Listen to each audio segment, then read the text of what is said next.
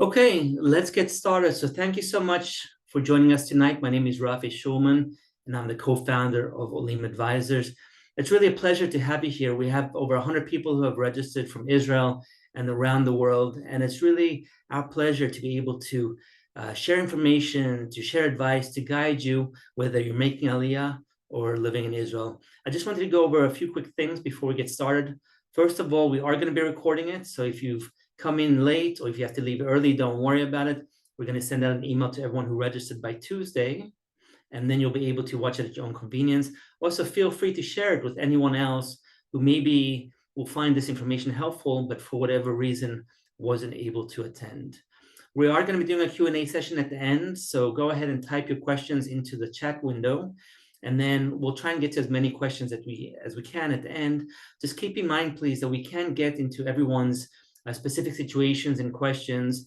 And so what I highly recommend that you do is reach out to me, reach out to Olim Advisors. Let's schedule a one-on-one call. Let's really understand what your concerns are, what you're trying to accomplish, what your plans are, and we can guide you that way. We're also going to reach out to you, but if you don't hear from us, feel free to reach out to me. I'll share my contact information with you at the end, and I really encourage you to just reach out with any questions that you might have. Before we turn over to the panelists, I just wanted to share for a couple minutes, just a little bit about Olim Advisors, who we are and why we're hosting these webinars. So if we go back in time to 2016, we decided that we wanted to do two things. The first thing is that we wanted to help and encourage and guide people who are thinking about making Aliyah. A lot of people dream about it, a lot of people think about it, but for a lot of people, the process is just overwhelming. It's daunting, it's confusing, it's intimidating. And so we want to be there with you to help you make those important decisions. Decisions like finding the right community, finding the right schools, finding a home, deciding what to ship. There are a lot of decisions that one has to make before they make Aliyah, and we want to help you with those. And then the second part of what we do is help you adjust to life in Israel. We all know that making Aliyah doesn't just end when you get here. The things that you have to take care of, like dealing with the bureaucracy, opening up a bank account, getting all your rights, getting all the benefits, and then just dealing with the challenges that come up on a daily basis because you're in a different country, a different culture, a different language.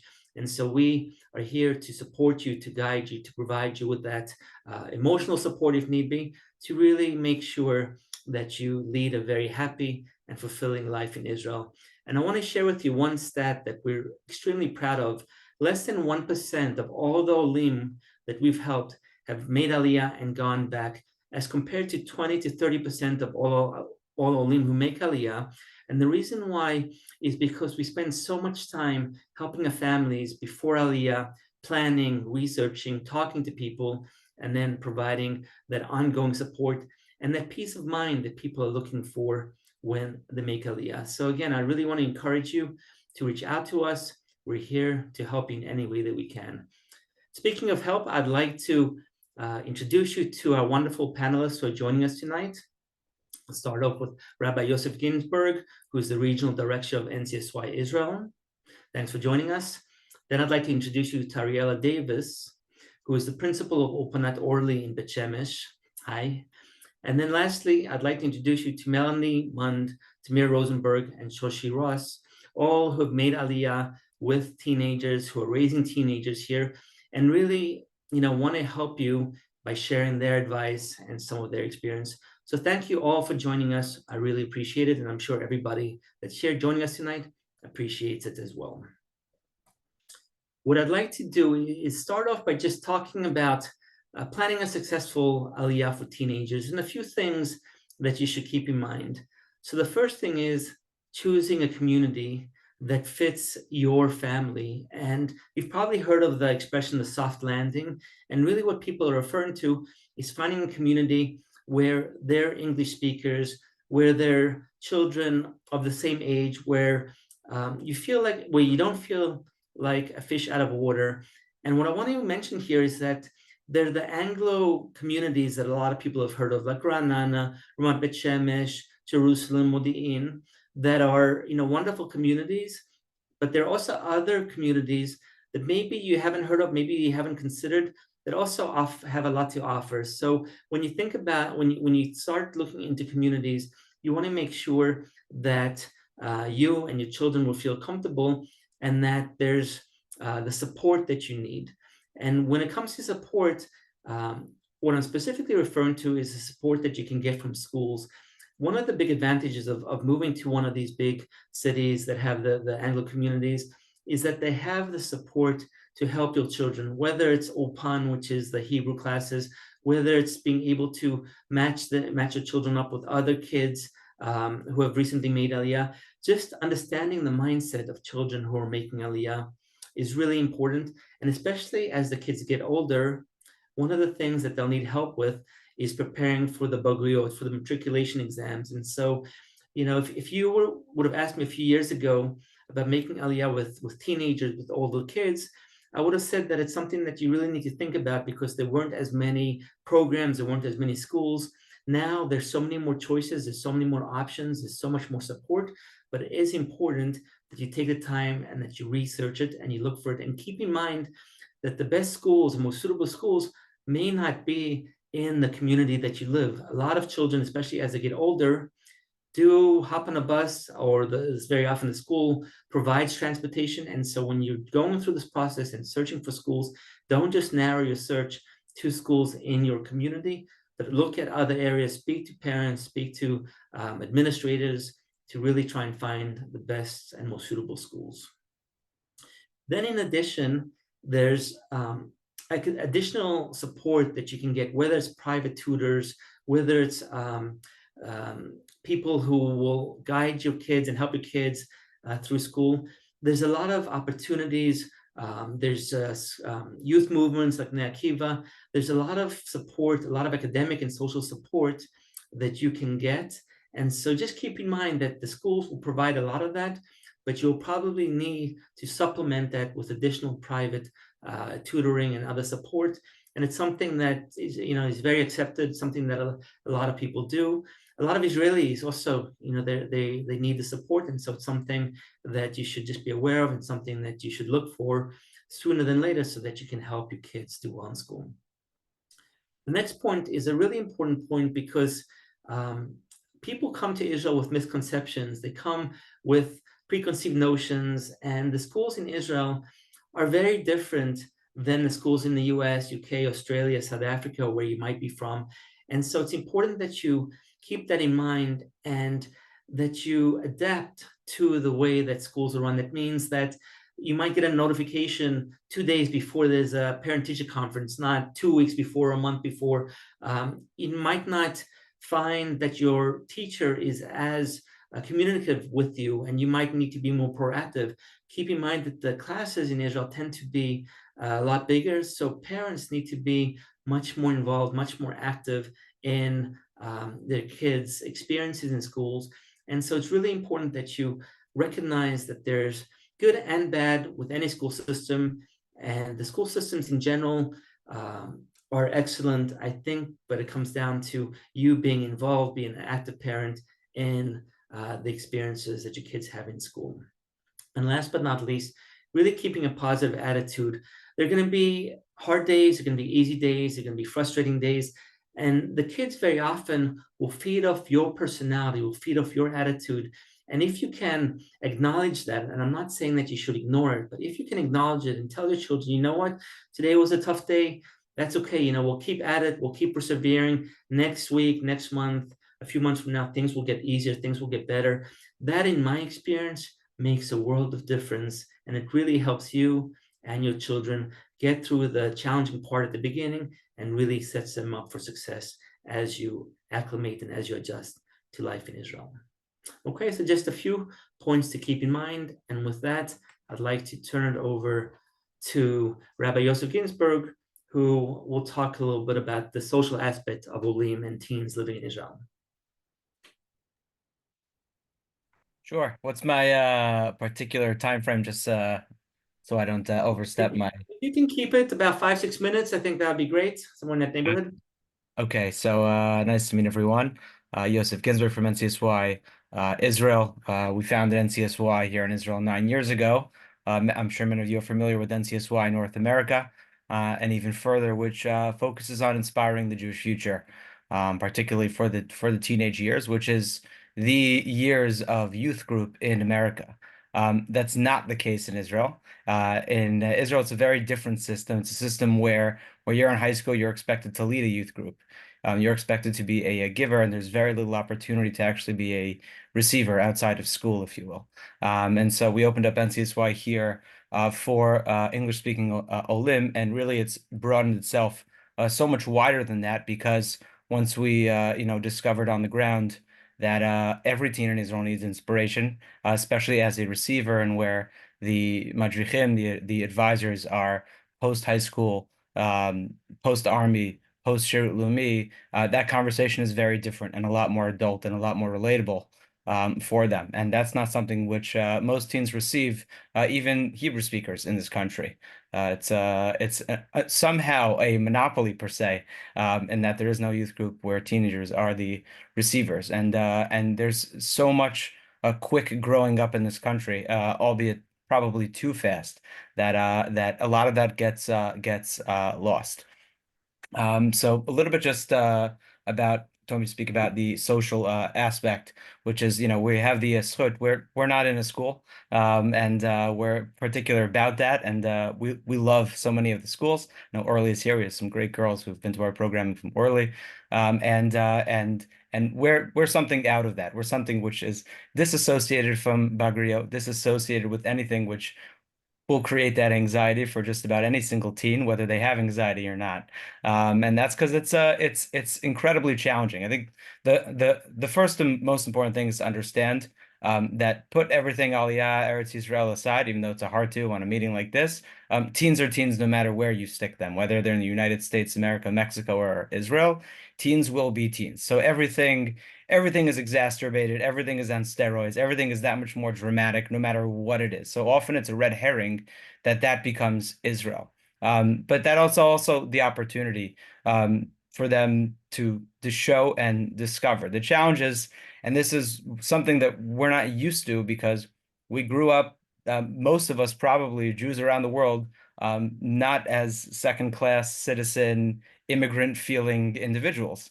And believe it or not, when a Jew moves to the land of Israel from outside land of Israel, they're an immigrant, just like any other immigrant in any other country. And just because we speak English doesn't mean we don't have those same challenges which immigrants had for generations. And it's very hard to see because you have a house and a car and a job, hopefully. But your kid's an immigrant. Your kid doesn't speak the language that everyone else speaks in school. Your kid doesn't understand what's going on. And they came from a place where they understood and they did well. And they were, in their eyes, happy and settled and comfortable for the most part. And now they're in a life of curiosity, of which everything is out there for them, where buses go everywhere. And they have sort of the green light to, I mean, even in the best of circumstances, use their natural tendencies as a teen, and that is to push back, to rebel to a certain degree. I'm not talking about bad at-risk teens for now. I'm talking about the general teen. Their natural tendency is to challenge.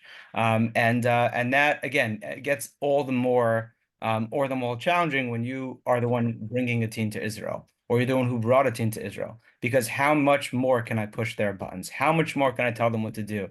How much more can I tell them to do well in school when I'm the one who forced them here and gave them this challenge?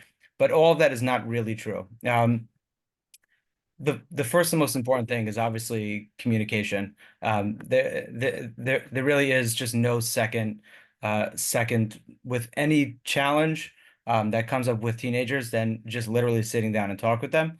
And I speak with parents and I speak with teens all the time, and it's just not done enough. Whether it's for fear of your own teen, which is the scary thing, yes, or vice versa, them afraid of you. Just sitting down, grabbing a coffee, hanging out with your teen, and just saying what's hard for you, what's easy for you, and just letting them know that we didn't move here because we wanted an easy life. We wanted here because we wanted a meaningful life. And just going through those conversations with them. Those are the conversations where when they make their mistakes, because teens make mistakes, whether they're here in the US or Israel, etc.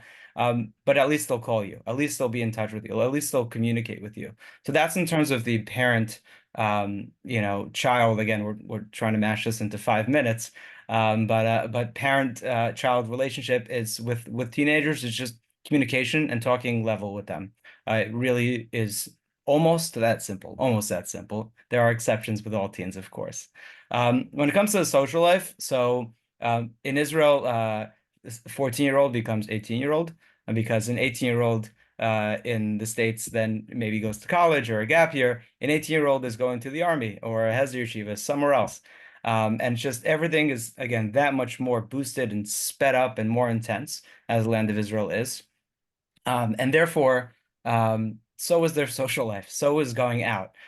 They're not going to ask you for a ride unless you're going out. They'll just go and they'll come back. And parents don't sleep wherever they are, as we know. But in Israel, it's just a lot more independent. It really is, and there are extreme benefits to that. The extreme benefits is that your kids' complaints are going to be a lot more down to earth.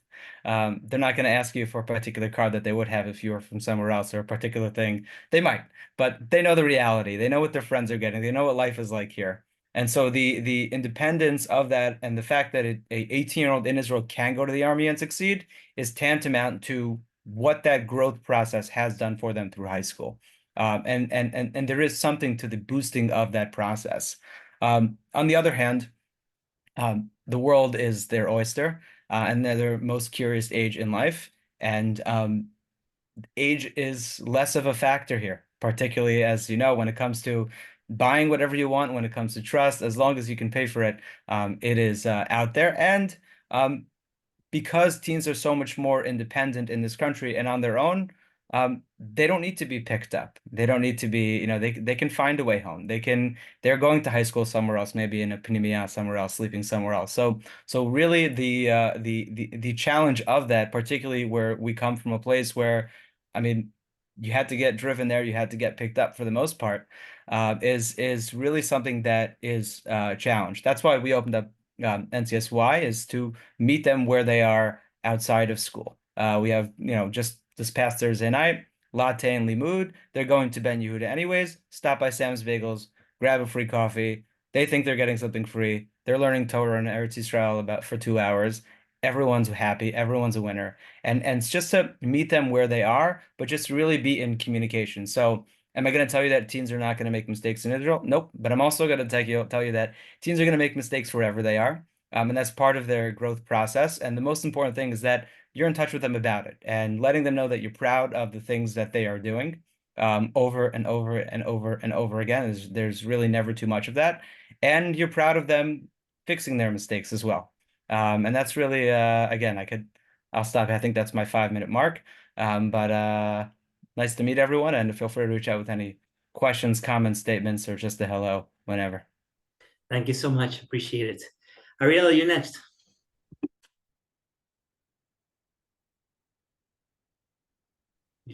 Okay, here we go. Okay, hi everyone. My name is Ariela Davis. I'm the Menahelet, the principal of Ulpanat, Orly, and Beit Shemesh. What it did not say on my tagline is I'm also a parent of older Olim. We made Aliyah ourselves 3.5 years ago. My oldest was going into Kita 10, into 9th grade at the time.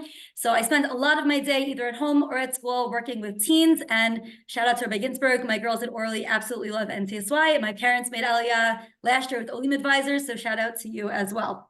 Okay, so we're going to talk a little bit about some of the challenges that Olim face. Some of it's been mentioned before, and a little bit about my school, how it solves some of those challenges. But, as you all said, there's a lot to talk about. So first of all, just to give you a fast sense, Ulpanat Orly is a school in Beit Shemesh.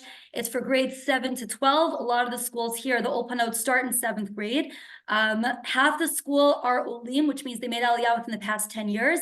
But that means that the other 50% are girls who may be born in Israel. We actually have some real Israelis in our school. Most of our girls are comfortable speaking to each other in English, but about half of them are, as if not more, equally comfortable speaking to each other in Hebrew. But there is that Anglo-friendly environment in school, which we're going to speak about, that makes the school a little bit different from some of the schools that Rafi discussed before. Okay, so let's discuss a little bit about some of the challenges that teens face, some of them that were not mentioned just yet. I get some of them from a school perspective. And before I say this, I just want to say that I love Israel. I'm a big Zionist. I always feel bad saying anything about what could be perceived as something difficult in Israel. Living in Israel is the best thing in the world. That's why so many of us are doing it right now. I recently started profiling from people in Israel. Shoshi here was actually our first person that we profiled to really show people how wonderful it could be to live in Israel. But it's important to be knowledgeable about what you're going to face when you come here, which is why I think the idea behind this webinar. Okay, so first of all, for teens, their friends are their everything. So when you make Aliyah based on your decision to move to Israel, in essence, you're taking your kids away from their life. So that's just something important to realize.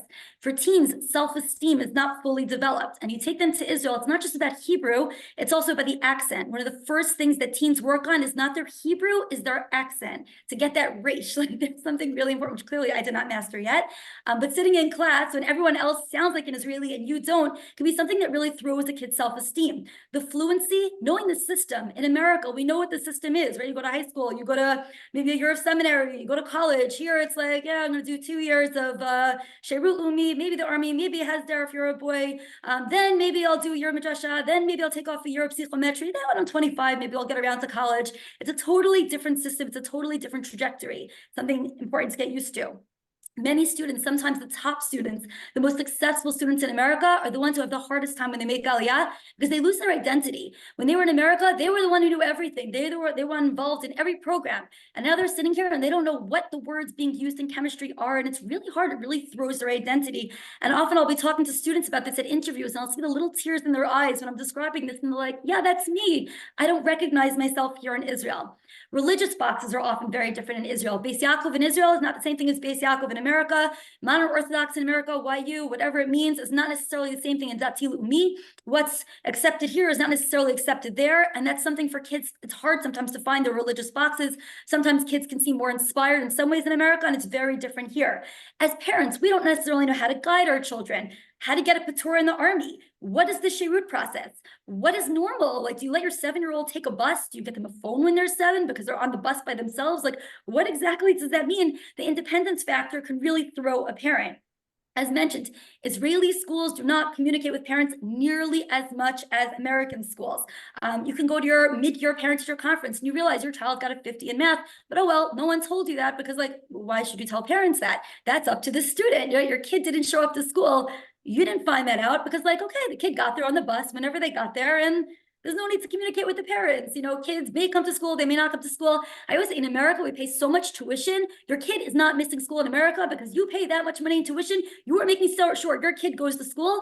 In Israel, it's a little more fluid. You know, kids go to school, they don't go to school as much. No one else goes to school. And as an Olah, you don't know to tell your kid, is that normal? Is it not normal? It can be a little bit challenging. Again, the Hebrew, okay, we know Hebrew, but like they're in chemistry in Hebrew, school supplies were all in Hebrew. So that can be very, very challenging. It's a whole different world here. So let me talk a little bit about Ulpanat Orly, and then I'm going to talk about some general tips that I'd like to share with parents of Olim. I actually just did this for Ulpanat Orly, which was an hour webinar, and I'm trying to put this all in 5-6 minutes. So if anybody wants that Zoom link, I'm happy to give it to you to give you a greater idea of what the Israeli school system looks like. But how is Ulpanat Orly different? So number one, we have small class sizes. When we made Aliyah, my son was in Kita Aleph during Corona on Zoom, went into a class with 42 boys, and I had to remind the teacher, oh, by the way, my son's an Olet. That's why he has no idea what you're talking about. Because when you have 42 boys, you have to make sure that you're keeping classroom control. So our classes are much smaller, which means that we can help students. They don't fall through the cracks. We know every single student, what their situation is when they're not coming. We are in touch with parents. We very much believe in parent communication. Our teachers are warm, they're inspiring. Some of them are Israeli, some of them are not. Almost all of them are bilingual. So when kids have questions, they can ask and we can answer. Most of the girls, as I said, are Anglo. Most Anglos in general tend to hang out with other Anglos, but that's something very comfortable. When your whole world has been picked up, kids can find each other. They can find other kids who made Aliyah, other kids who speak their language, other kids who have the same culture, because the Israeli culture is very different than the American culture. We work very hard on fostering the love for Israel, so your kids fall in love with Israel, not because you chose to move here, because as Rabbi Ginsburg pointed out, kids have that tend to rebel a little bit. They have to find their own love for Israel in order to love it here. And we take them on tiulim, on hiking. We teach them about different important places that came into Israel's founding. And that's a very important piece for us. In terms of the education itself, if kids make Aliyah at a certain age, they're eligible to an Olim Maslul, which means they can take some of the Bagriot in English or some of the Bagriot with less material. And we have classes geared towards that with a teacher who could would explain it to them in their language. And then we have warmth, support for the students who are going through something, that can be challenging, as well as parent communication, as I mentioned before. Okay, a few tips, and you'll tell me when to stop. Okay, a few tips. Number one, I'm sorry? I said you're good.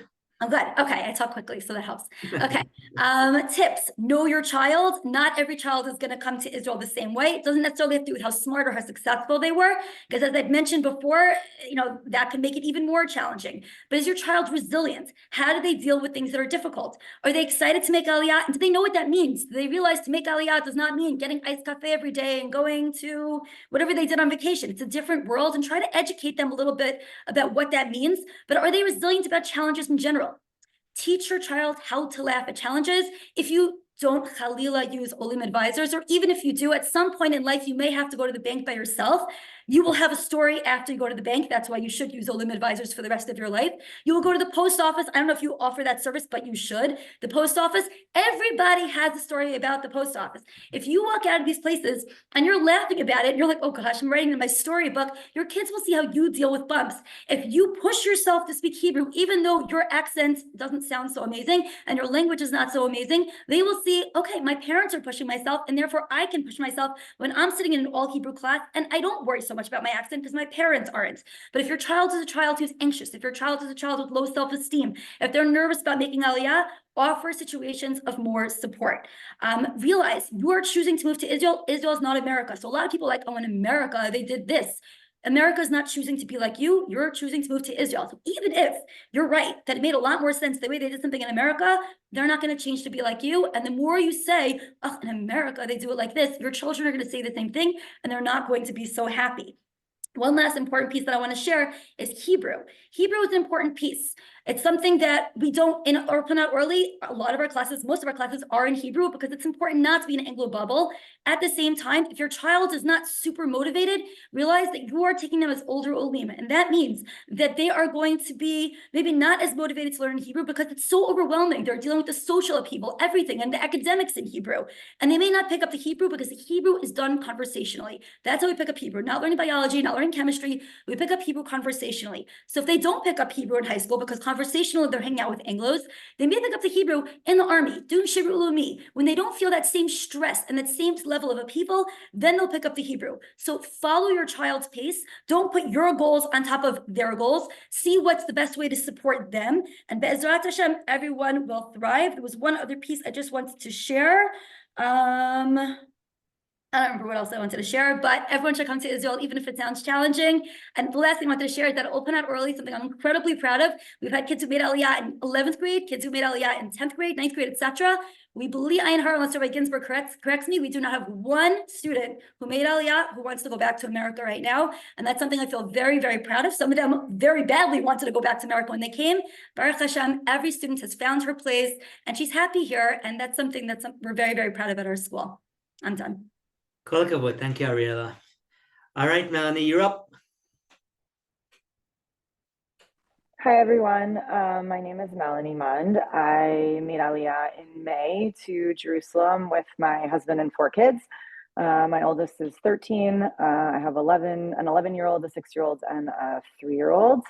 Obviously today I'm mostly talking about my big kids. So I spent a little bit of time thinking about kind of what we tried to do before Aliyah and what we've been doing since. And I actually asked both of my older children about their thoughts. And my husband and I have been wanting to make Aliyah since we were dating. So we spent a lot of time planning even before we got here. So a couple of things that we tried to do pre-Aliyah is we really tried to give them some Hebrew language exposure, which regretfully I kind of wish that we had done a better job on, but we had them do Duolingo, and we actually bought a Rosetta Stone package about 6-ish months before we got here, just to give them some language exposure. We flipped our Netflix into Hebrew, and so that it was a Hebrew audio with English subtitles. And we figured this way they were either practicing their English reading or hearing Hebrew, one way or the other, it was a win, just to even get them used to hearing the language. And I think that language, I think we sort of thought that they would just kind of get the language as time went on, which I'm sure they will. But that's been very frustrating for them that they don't have more language than they do, because while they're beginning to understand and they're making a lot of progress, I think that's been really difficult for both of my big kids socially not to have more language. And so I actually wish that we had done more language support in America before we got here, but such is life. Other things that we did that I understand aren't necessarily going to be options for everybody depending on timing in your life, but we chose to make Aliyah at a kind of non-traditional time, and we came in May, and we did not enroll our kids in school in the spring. And what that allowed us to do was have a little bit of a slower rolling start. So over the course of the spring and summer, we went on some Olim as a family. We went to some places of historical significance. I took my oldest, my 13-year-old, to Yad Vashem, and we talked about the significance of having Israel and having the state, and recognizing that our motivation for making Aliyah was not something that any of my kids were going to relate to, but trying to give them a sense of the import of being here. And we did fun stuff. We went to food truck festivals. We kind of leaned into the Israeli independence factor, and let them walk to the local ice cream store. By the end of the summer, my daughter was ordering her favorite ice cream in Hebrew. She was meeting her friends at the ice cream store. She went to the mall with her friends. Things that in America she never would have been able to do as a 13-year-old. It gave me some time to find them friends. So my daughter actually I managed to find a friend who was going into her class in her school. So the first day of school, she already had an English speaking friend.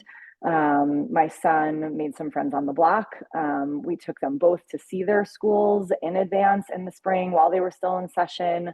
My daughter was even able to meet her homeroom teacher because they knew which class she was going to go into, so that we took them to school on their first day, but it wasn't their first time being there. It wasn't their first exposure. By the time the first day of school rolled around, my son, who has an excellent sense of direction, already knew how to get himself there and was ready to bike on day 2 independently. So we tried to just make that introduction a little bit slower and more fun. I think for us, we felt that we didn't want to have a slew of appointments at Misrad Pnim and getting driver's licenses and figuring out where to go grocery shopping, and then have to dump the kids in school 2 weeks later. So having that kind of slow start was really helpful for us, and I think for them.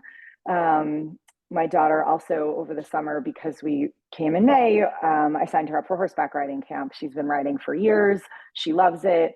I found a camp that was bilingual, and I figured why not have her start with a chug that she already knew and recognized and loved here as her kind of first formal framework of activity before school started.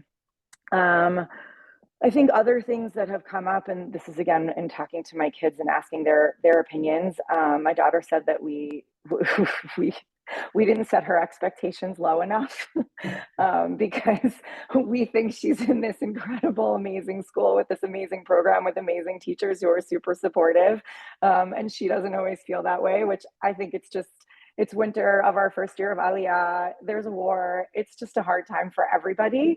But when I asked her specifically what her opinion on this topic was, she said, set your kids' expectations even lower. I think what Ariela already said about just as a parent and also as a kid, not to expecting things to be like they are in America, which we don't. We spend a lot of time talking about things being different, but not better or worse. I actually have found that the school communication here, I think, has been more suited to my style in Israel than in America.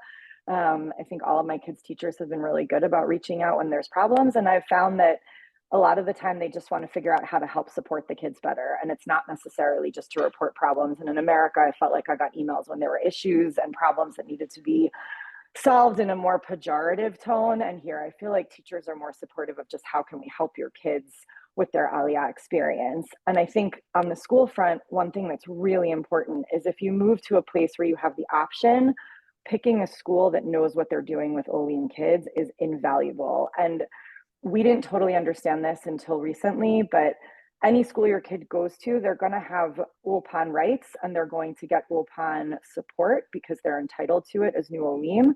But there's a very big difference to going to a school where they have 3 other Olim even if they have a lot of English speakers, there's a big difference to going to a school that have 3 other Olim and your kid just gets the few hours they get with their Ulpan teacher, which is like my daughter's school, versus my son's school, where they have a dedicated Ulpan teacher. They have dedicated Benot Sheirut who work in her department. She has her own resource room, and she spends a ton of time saying, this kid likes to learn by play. This kid can learn from textbooks. This kid connects really well with my Bat Sheirut. She just has a lot more scaffolding and support as the Ulpan teacher to really understand my son's needs. And the teachers in his school intuitively understand that Sundays are really hard for Olim kids because none of their friends in America are in school on Sundays. And in my daughter's school, we kind of had to explain to them why Sundays are so hard for her. And so I think picking a school where any school, like I said, will give you your Ulpan, but picking a school where they really have lots of Olim and know what to do with Olim kids and intuitively understand how to help them is super, super important. Other things that we've done just more recently, my daughter started private Ulpan just because she wasn't getting enough in her school. She's in the school that has kind of less formal scaffolding for Olim. They do go to a youth group, which I think has been better for her. My son's a little bit less into it. And also because school here is different in terms of focus, we do hooky days. So every so often I say, no one's going to school today. We're going to a museum as a family, or I take one kid out of school one at a time and we pick an activity. And for my older kids, I say, what do you want to do on our next hooky day? What museum do you want to go to? Or do you want to go to, we belong to a local pool, or do you want to go out for lunch or whatever? But one day off here and there, nobody cares from the academic side. And I think for them, being able to pick fun things to do and have that to look forward to is also just a really nice thing that we've just been trying to keep doing to keep their spirits up and keep doing the fun things. Thanks, Melanie. That was great. And I just want to add that a lot of the advice that you're hearing here is coming from a perspective of making Aliyah, but a lot of it also is relevant to children who are growing up now. And now either the family's moving to a new city and they have to find schools, or they're just moving to different schools. So a lot of the advice to those of you who are listening who maybe made Aliyah a few years ago still is relevant. Like, you know, Melanie mentioned the Olim rights, right? It's depending on the age of when the kids made Aliyah, you can get extra points and extra benefits for up to, I think, 10 years. And so I just want to make sure that it's clear that a lot of the advice here that we're sharing with you isn't just for people making Aliyah, it's also for people who are living here, whose kids are growing up and going through the school system. Okay, Shoshi, you're next. I think I'm unmuted, right? No, you're good, yeah. Okay, so we made Aliyah 2.5 years ago. With our oldest was going into 8th grade, our next was going into 6th grade, and then, you know, so on and so forth. But to focus on the teenagers, I think when Rafi opened up and then when Ariela said and everything that Melanie said is all completely beyond valid. I spoke to my husband, and one of the most important things which I think Melanie more kind of mentioned is that school is definitely very, very different here. And it's important, and it's important to learn Hebrew, and it's important for all of that. But it's very important for your kids to just be social and have that soft landing and have friends. So if you have to take a hooky day or, you know, certain things like that, it's totally acceptable and wonderful, especially now, you know, when people are visiting and there's you know, a lot of volunteer opportunities and there are missions all the time. We have our older son who's 16 now. He'll take a day off and he'll volunteer with friends that are coming in, and it's great and it's good for him. And yeah, I mean, we made Aliyah 2.5 years ago. We were talking about youth groups. My son, who is now 16, is actually a youth group, like Madrich, like he's one of the leaders for other kids. And really kind of took that upon himself. You have to speak Hebrew in it. You have to really be a part of it. But I think encouraging your children to be a part of these school activities and the youth group activities, even if they don't want to in the beginning, is actually a really good thing, whether it's socially or just, the communicating in Hebrew, the outside of school. They are taking, exams and learning everything in Hebrew, and it's hard, but having that, social aspect also in Hebrew is really wonderful for the kids. And one of the major things before we made Aliyah, we asked our older kids specifically certain things that they would be, excited about. And we made a list so that it was something that they were also, I guess, a part of. And one of the major things was their independence, which everyone has spoken about. And I don't even think that you can like realize and fathom how much independence they have, all the way down from, 5, 6-year-olds all the way up. They take buses themselves. Everything in Israel starts so late. So we'll be going to bed and they'll be going out, and there are shiurim, and it's wonderful. It's great for them, for their self-esteem, for everything like that. One of the things Ariela mentioned also, which my husband Josh said specifically to mention, she said that when, you're here on vacation, you get iced cafe all the time and everything. And the truth is, my children still get it pretty often, and it's really important. And they should go and get their ice cream because they walk home from school.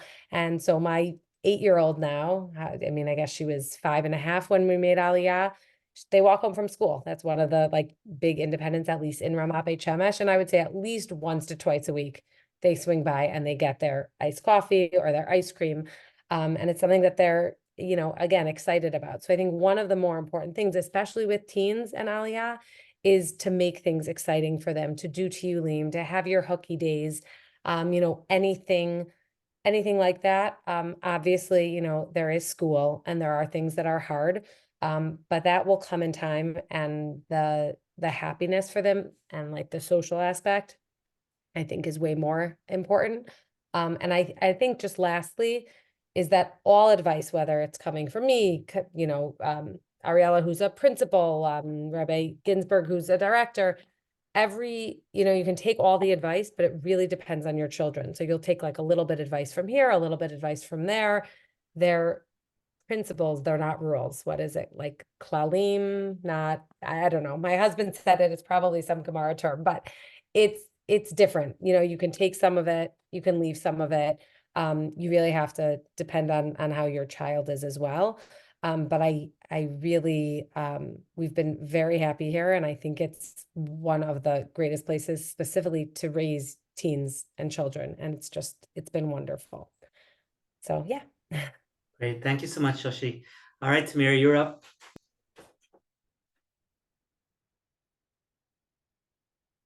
You're just on mute, so you have to unmute yourself.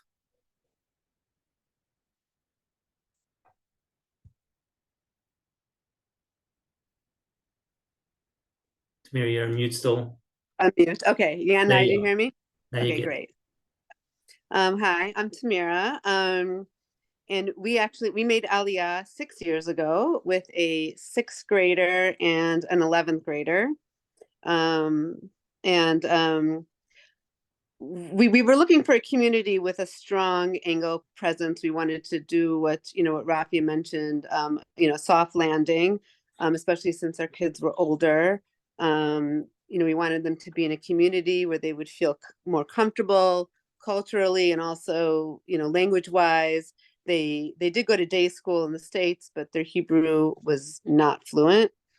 And then another important factor that we were looking at was my son, the 6th grader, was very into baseball at the time. And so we wanted a community that had a baseball team, which at the time was super important at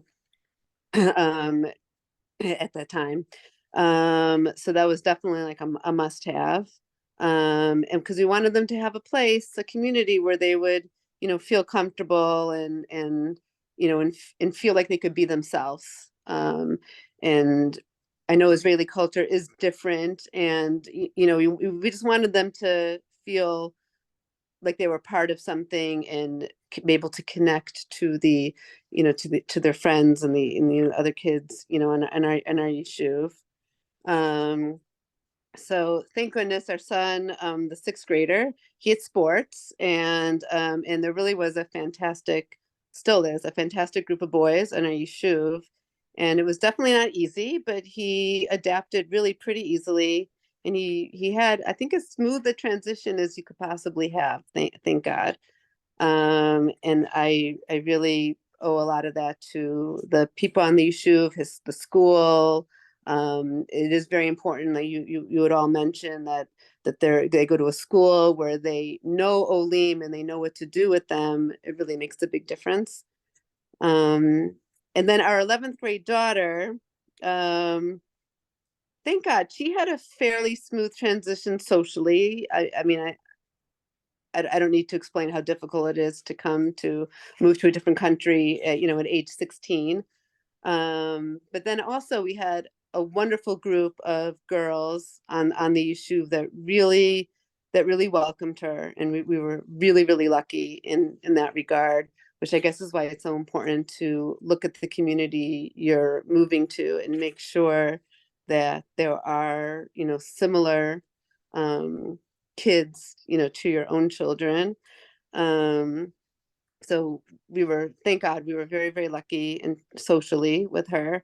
The biggest challenge with our 16-year-old was school. High school in Israel really didn't work out for her. Ariela, I'm sure that I haven't been talked to you before, but I'm sure you can only imagine. It was very hard, and we really didn't know what to do at the time.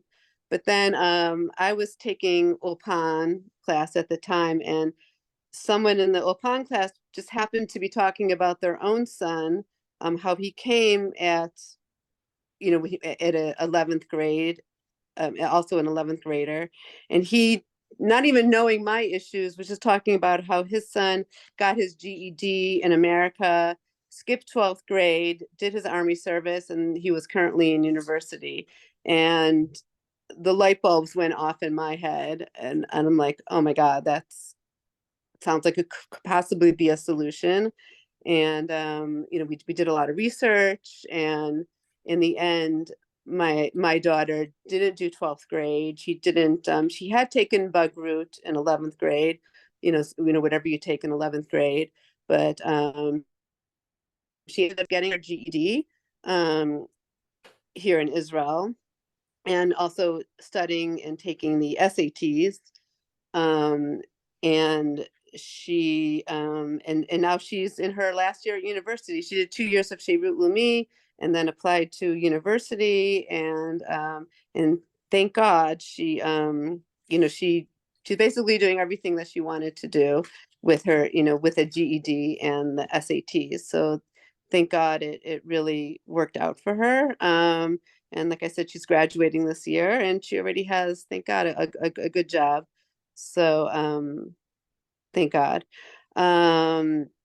So, you know, it really wasn't easy for her, but she really thrived, and she chose to embrace Israel, and we're just really proud of really both of the kids for, you know, making the best of it. So anyway, so you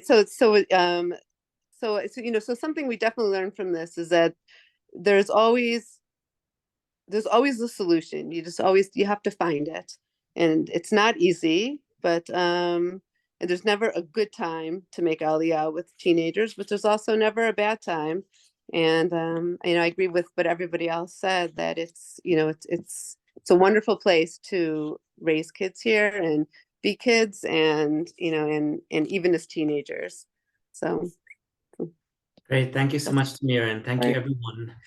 Before we get to the questions, I just wanted to put the slide up just to let you know that there's a lot of support out there. There's a lot of resources, information.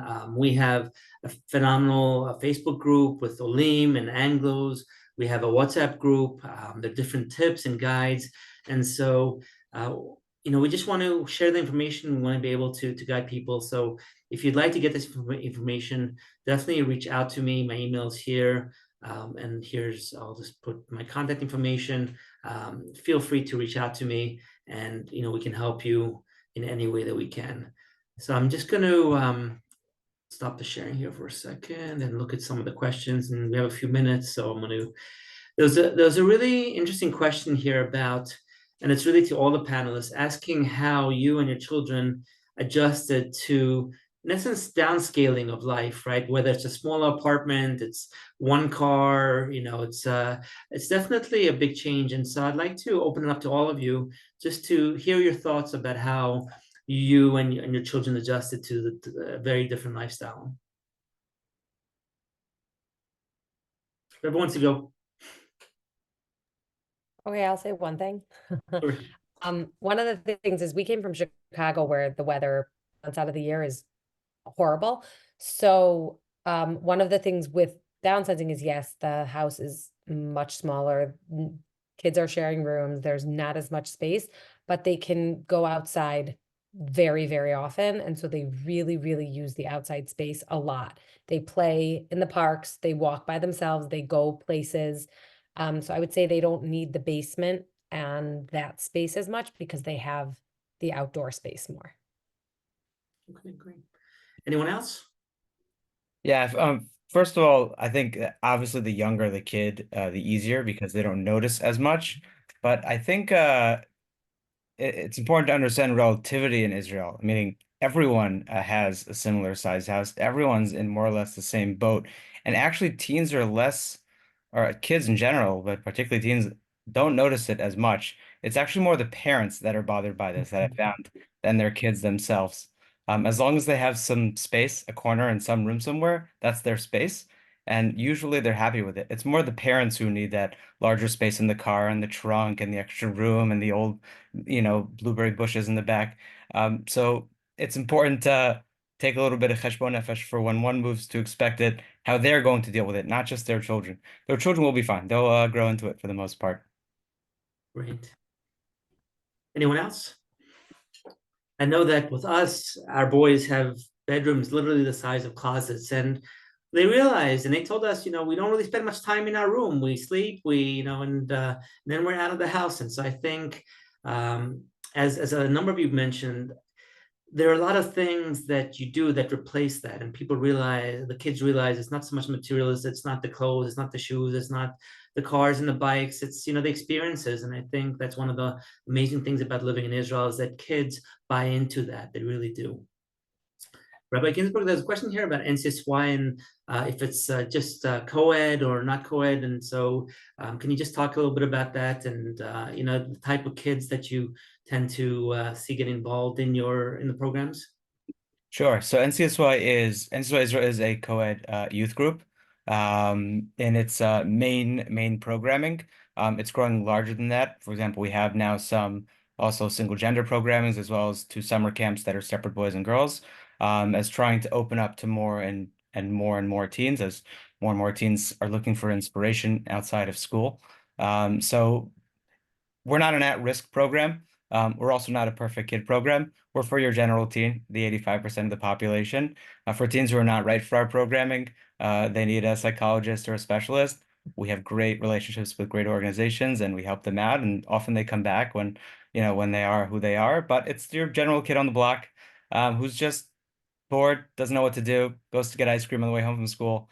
An awesome kid who's just looking for a little bit more, because they may not necessarily get that or relate to that type of cultural connection. It's a very different type of, I should say, inspiration that's done here in Israel in general, particularly in Israeli schools. It's very, very formal, and even Judaism is more Bagriot, essence, I should say. And so therefore it can be very difficult to be inspired from school. And there's a different inspiration in the culture of American inspiration, North American inspiration, I should say, and Israeli inspiration. Israeli inspiration is going crazy and jumping in circles, which for some, teenagers is a nightmare. American inspiration could be a little bit more kumsitzi, if you will. It really depends on the kid, but it's a different language. And we also believe that The language in which your mother, sings you to sleep in is generally the language in which you're more inspired by. There's just that natural connection that a child has with their parent, and when they hear from someone else, they're subconsciously considering that as inspiration more than, let's say, Hebrew means school. So that's just the association factor is just very important there. Right. And I just want to also share when it comes to the youth groups and whether it's NCSY, Bnei Akiva, Tzufim, and there's so many choices.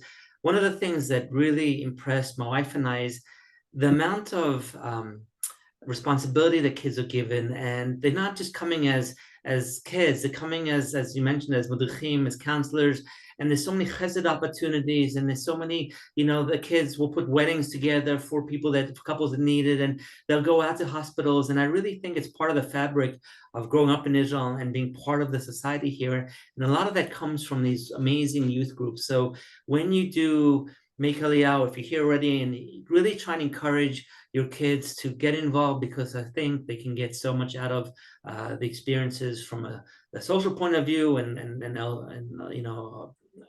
more than that, of course, as well. Just There's from a a question. technical standpoint, just adding those few things. Sorry, currently we have 500 teens coming to events from around the country regularly. So the most important thing, which I would say a teen gets, aside from that relationship, because that's what we do is create relationships with our staff, is they realize that they're not the only kid whose life was ruined. They're not the only kid who has it hard in school, that there's 500 of them, and they're all the way from Renana, Beit Shemesh, Modi, and Yerushalayim, and they all speak English and Hebrew too, and they all have the same challenges. So that's really the most important thing that they receive from us outside of the relationships that we provide them for. So, Ariela, there's a question here about schools, and the question is, the schools, so the parents get that it's okay to miss a day here and there, but how do schools deal with kids or with families that just disappear for a few days and they go on a tiyul? Maybe from a principal point of view, you can maybe discuss that a little bit. Okay, so there's the first year when you make Aliyah, and then there's afterward. The first year we made Aliyah during Corona. I did the same thing. I was only a principal my second year, so I guess the first year it was okay to do that. But I feel very much that it's important to take your kids out when they're having a hard time and take them out. It's a totally different kind of education, and I absolutely agree with that.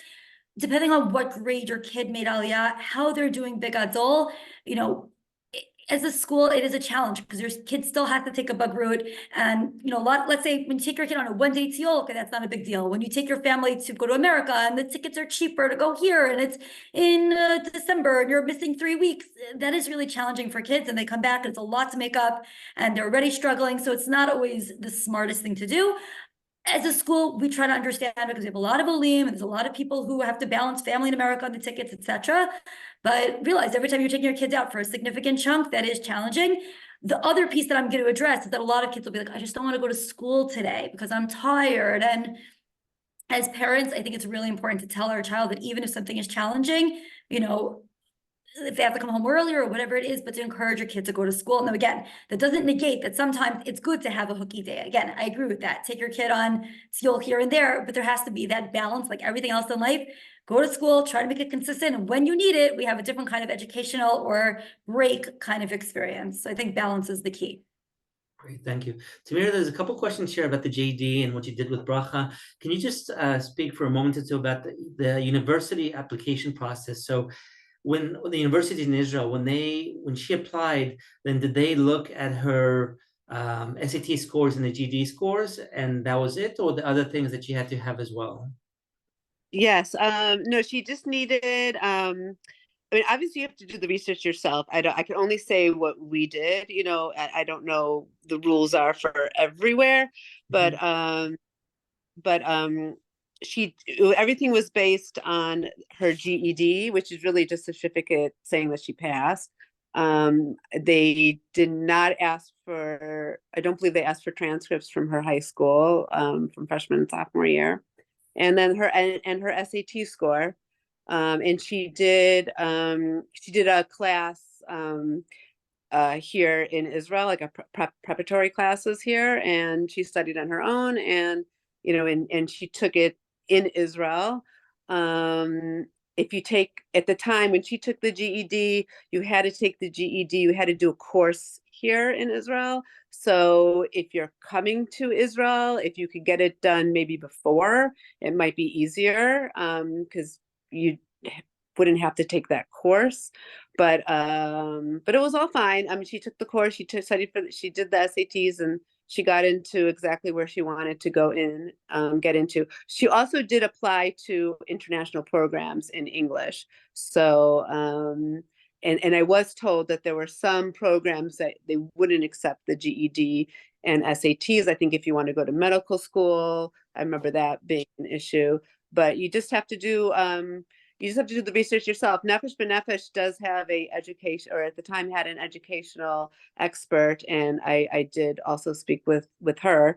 So you just have to look into it, and and do the research yourself and find out exactly, your goals, where you want to go to school, and if that works for you.